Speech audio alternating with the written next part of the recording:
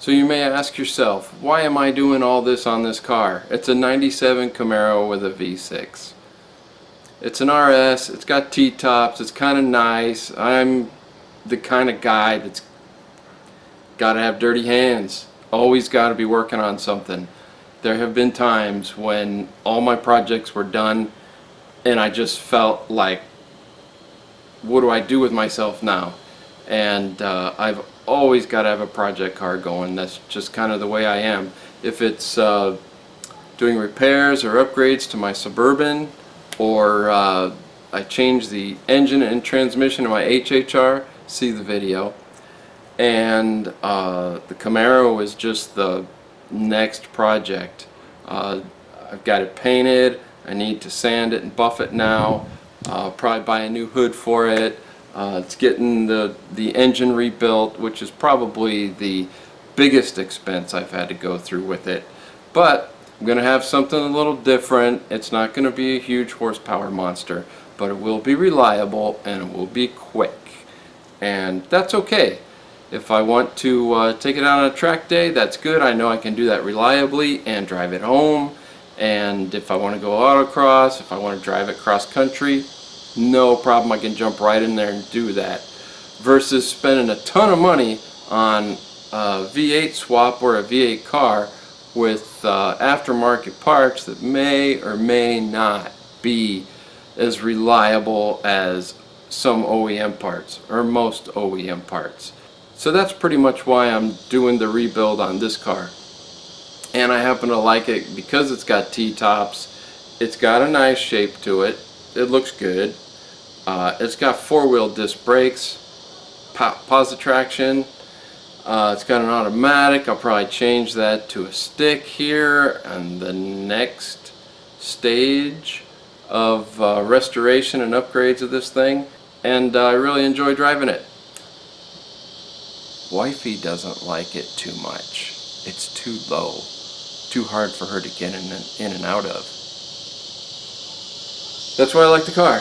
And Supercharger's going back together. Engine stuff is supposed to be ready tomorrow, which is Wednesday, August 8th, 2018. So if you're watching this video 2-3 years later, you might want to check in and see what's going on with the car. Might have sold it or crashed it. Or here's another reason I like the car. Nobody's gonna steal it. I've seen a lot of Facebook posts lately where people are getting their cars stolen at 2-3 in the morning. You don't have a prayer getting those back. Those are going to a chop shop or right to the port and going overseas. Nobody's gonna steal a 97 Camaro with a 3.8 liter V6 named Oddball. Gotta have dirty hands. Always gotta be working on something. Look out!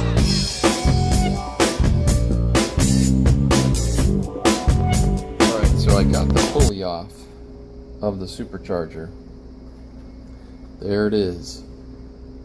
And that was no easy task. So I used this puller.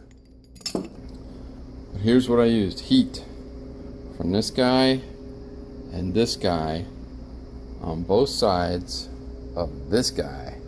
And sure enough, after fighting with this thing, that's hot, and that's very hot. After fighting with this thing last night for about a half an hour or so, it would not come off. So put a little heat to it. Didn't take 10 minutes. Got it off.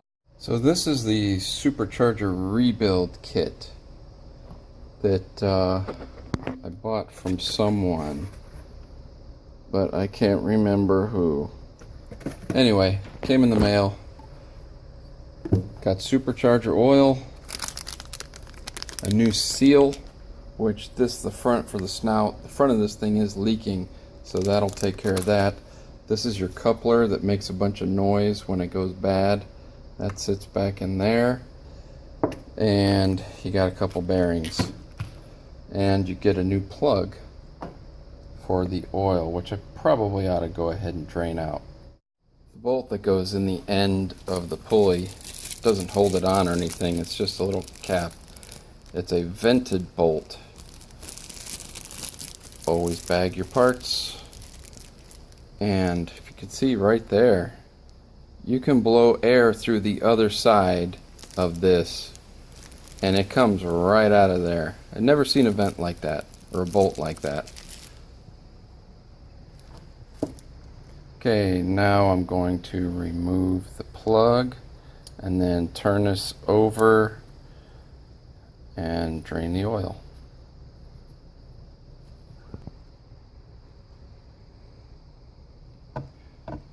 Pretty nasty looking. Okay, the oil's out. Now I'm gonna remove these. I'm going to, I always say that, remove these 10mm bolts, which will allow me to take off the snout. Okay, I got my 3/8 ratchet. Now I need a 10mm. Ooh, that pulley is still extremely hot. 10mm.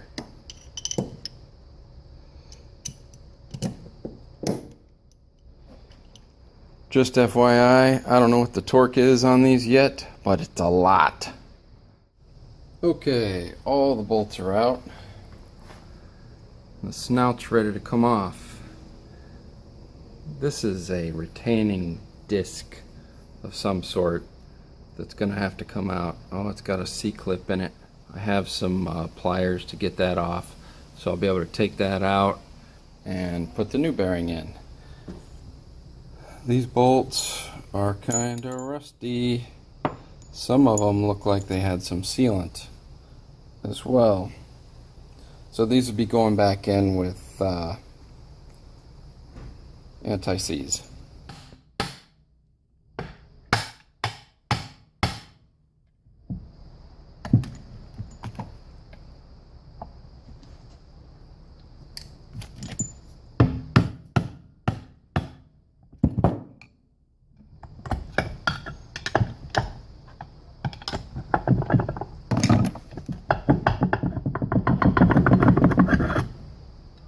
Like giving birth, but cleaner. There's your turbines, screws. I can't remember what they call these. Rotors. There's your rotors. Here's where your bearings ride. Those are in the housing. We'll have to clean those up real good and then put some high temperature grease here and on the other side. Now I've just got to get the snout separated. Okay, she's apart. Don't do it like I did. That's why I didn't show you. Not exactly sure if that's right or not. But I got it apart. Looks like there is some sealant here.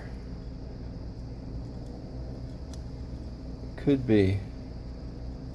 I'll have to look into that. Here's your coupler, which this one's still in good shape. And that engages that. And that is what your pulley is connected to. Pulley spins that, spins these directly. The gears all look fine. These look good. This looks okay. I could have just kept this, but go ahead and change it since we have a new one. Well, the new one's a little bit different.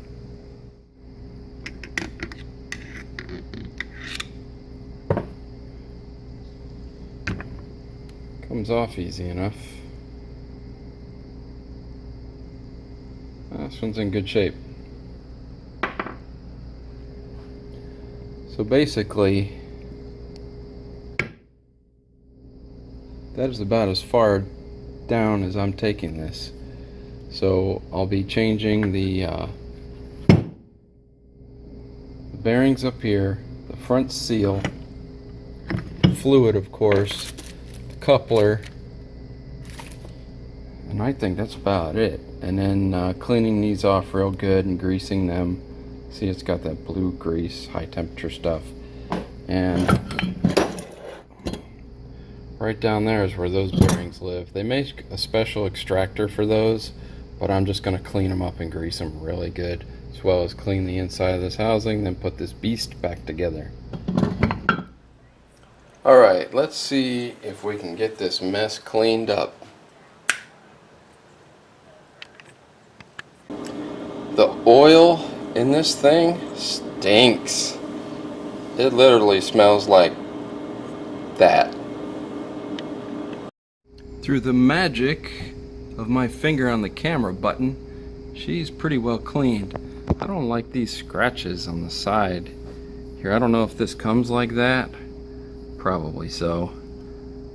That would have been making some nasty noises if that happened while it was running. If you haven't seen the inside of a supercharger before, now's your lucky day. Isn't that funny? The light way down there is the actual intake. See, that's where it comes in. Air comes in this way, enters that way. Now I wonder if that opening is equal to a 3-inch opening that we have down here. Probably so. This is the first time I've shown you this. This is where I'm planning to put this elbow, this 90 degree. It's pretty much the only place you can do this. So I think that is exactly how it's going to sit.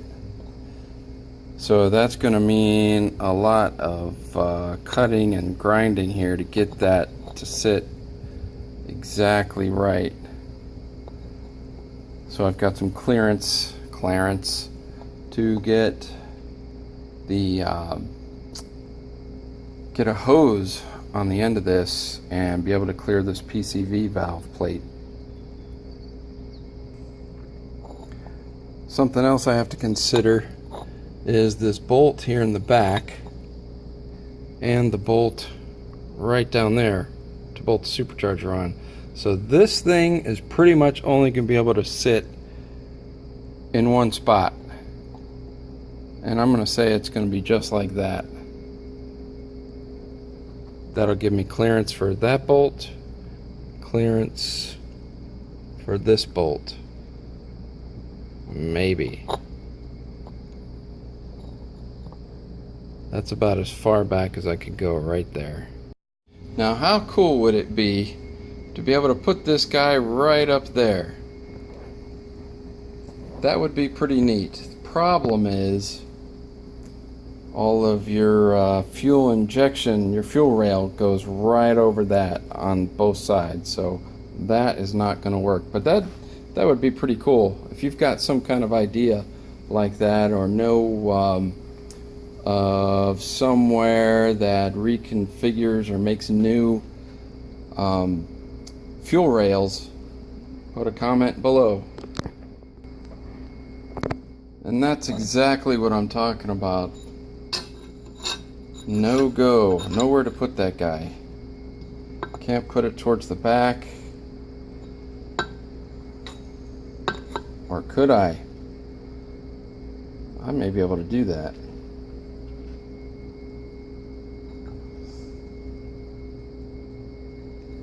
It is Project Oddball after all.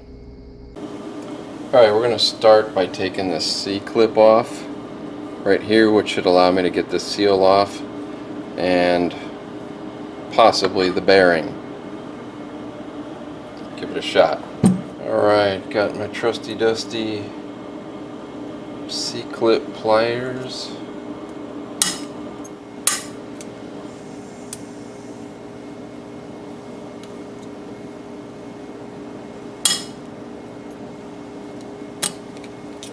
Okay, there we go. There it is. The next part to come out is the seal. Takes a little bit of finagling, but you can get it out without too much effort. Don't be afraid of destroying it. Here is your roller bearings. These all look good. These are lubricated by the oil inside of the housing. These look fine. I'm just going to leave them in there and put a new seal in here. Old seal. Here's the new seal. Made in China. Okay. Make sure your surface in here is all nice and clean, free of any old sealant or debris.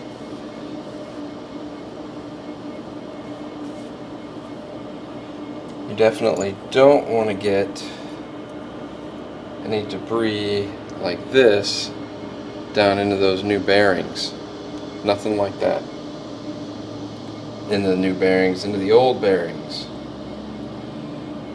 See, little debris stuff like this gotta come out. Give it a good inspection with the flashlight. Everything spins fine, bearings look good.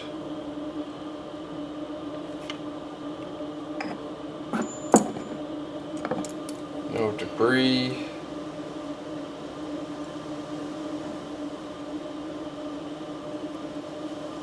It's like playing Operation.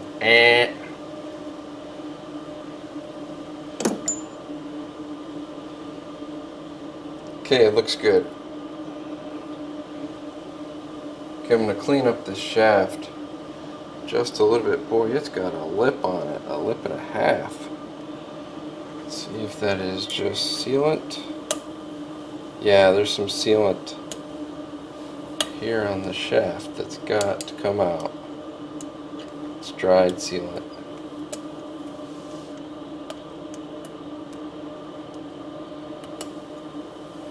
Can you see that? Right there.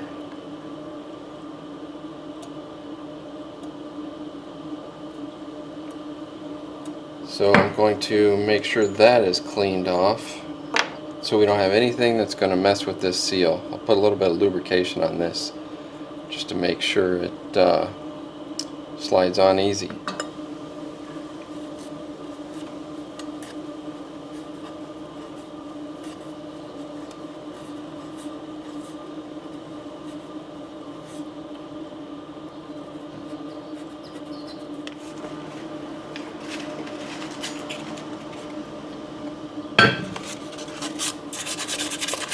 Not too much. You don't want to make this shaft any smaller than it is.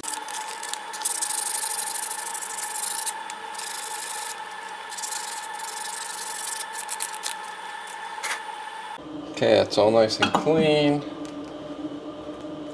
Look out! Use a little bit of WD on a rag just to clean that up some. That will help facilitate sliding the new seal on.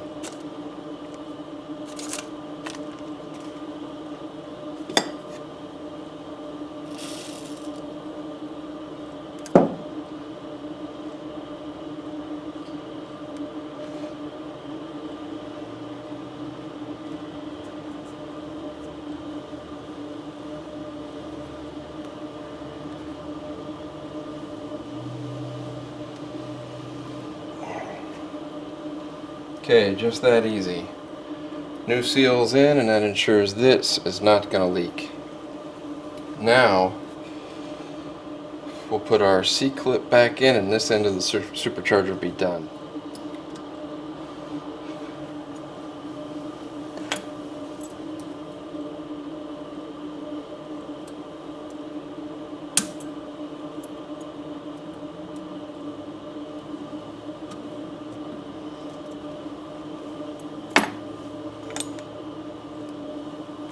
Make sure it's fully seated, and that's done. Done. If I want, I can put the pulley back on and the bolt back on, but we're going to go ahead and leave that off. I may go ahead and get a smaller pulley. More power! Okay, bearings, everything looked good on this. It's nice and clean, spins fine, it never had an issue that I know of. New couplers installed. Okay, the new seals installed, C-clip. The surfaces are nice and clean. New coupler. If you have one of these and the thing's rattling real bad, it's this. The coupler gets, the holes get a little bigger than they ought to be, and which sit in this on this thing, and they just rattle back and forth. It's not a big deal, but it makes a hell of a racket, and it's easy enough to change. So now what I'm going to do is put a little bit of RTV around here, very thin coat, because there was almost no sealant on here to begin with, but there was a little bit. So I'm going to put some high temp RTV on there, and just a slim, very thin coat, and then put this together and then get some high temp grease into the small bearings in the housing.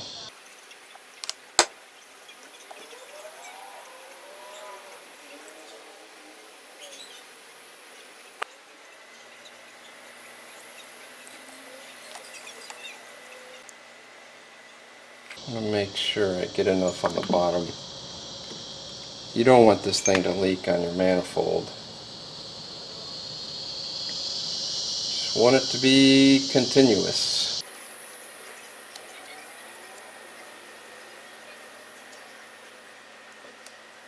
Okay, I'm going to let that skin over a little bit.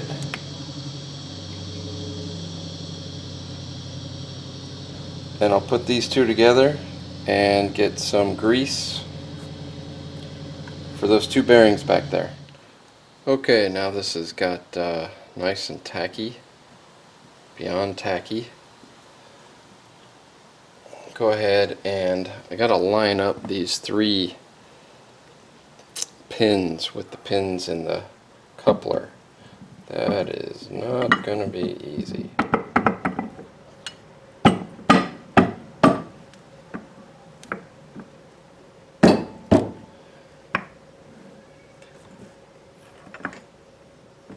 And we're on.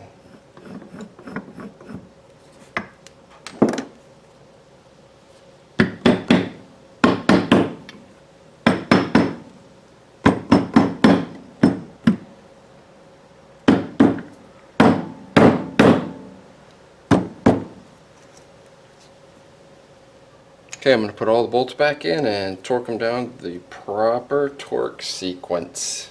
If you're new to the channel, welcome.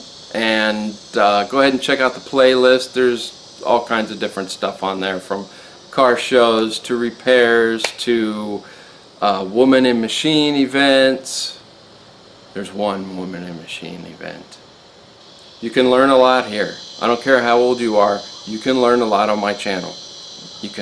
I have come to find out you can learn from anybody, even if it's what not to do. Hey, thanks for watching. I really appreciate it. Don't forget to hit that subscribe button if you are so inclined, and give it a share and a thumbs up. Thanks.